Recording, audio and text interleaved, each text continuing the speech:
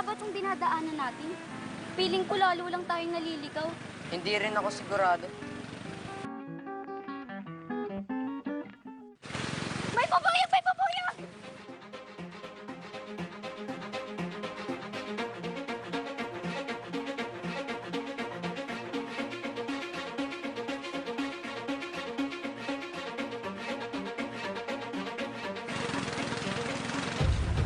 What's the meaning of this?